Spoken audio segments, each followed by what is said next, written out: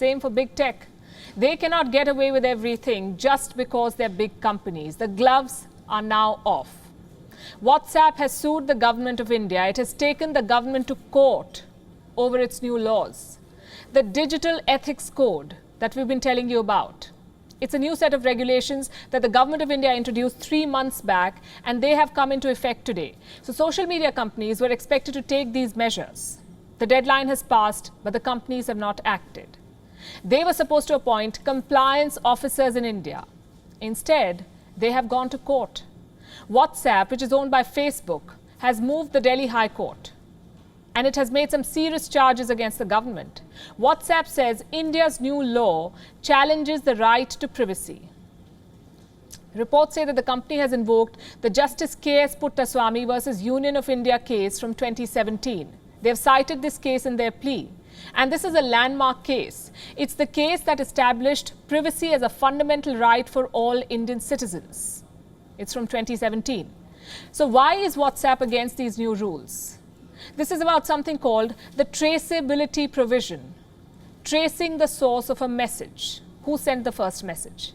Under India's new rules, WhatsApp could be asked to trace the source of a message. It could be asked to identify the person who is sending a message. Now, the company says it is being asked to, quote unquote, keep the fingerprint on every single message on WhatsApp. Is tracing the source of a message breach of privacy? Or is it a way to identify the source of fake and misleading information? The jury is still out. But WhatsApp should be the last one to play an advocate of privacy, because this is the company that has been in a lot of hot water over user privacy in India and elsewhere. They themselves have been accused of undermining privacy. You might remember this notification, the one that asked users to accept the new privacy policy of WhatsApp. It triggered a backlash. WhatsApp is still defending itself in court over this. And now it is preaching the government on privacy.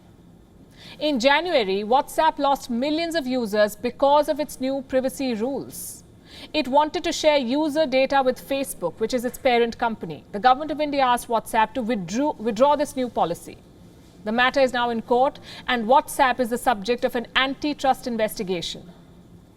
So the company is taking a shot at redemption, it seems, by challenging India's new rules to govern big tech. WhatsApp says that to trace the source of a message, they will have to break end-to-end encryption.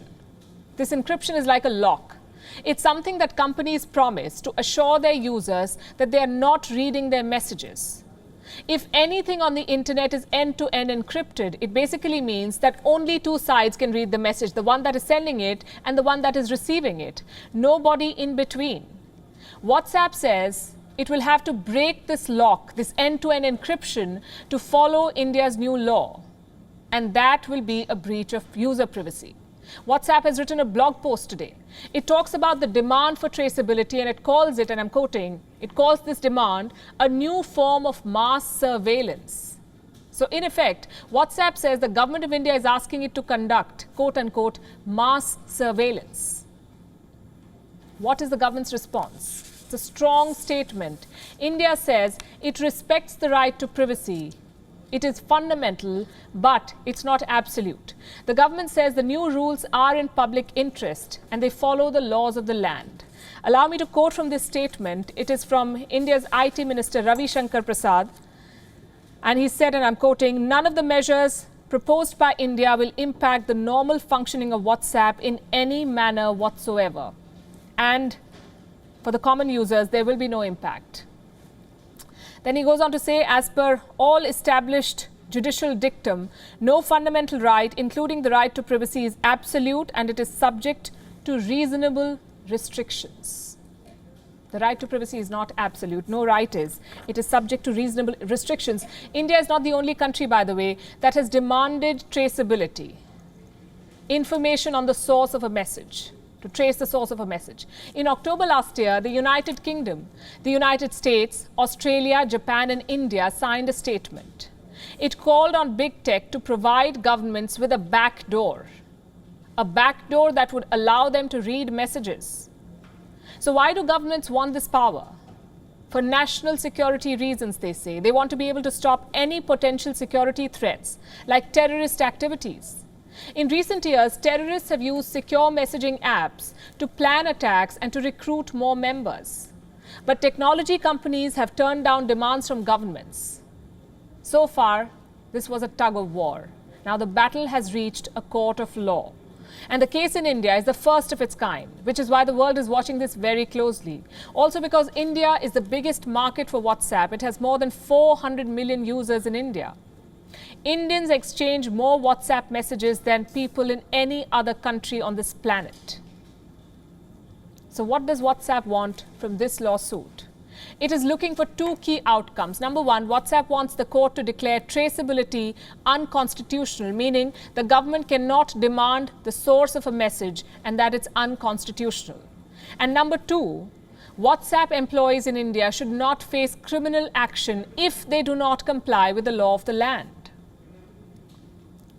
At the same time, the company also says that it wants to work with the government of India to find some middle ground without affecting user privacy. Can WhatsApp have it both ways? Suing the government and also seeking middle ground? Well, we'll have to see how this case plays out. It will set a precedent for every messaging app, WhatsApp, Signal, Telegram, you name it. This verdict, the verdict in this case, will affect everyone who uses a smartphone today. And we'll be watching it very closely for you. WION is now available in your country. Download the app now and get all the news on the move.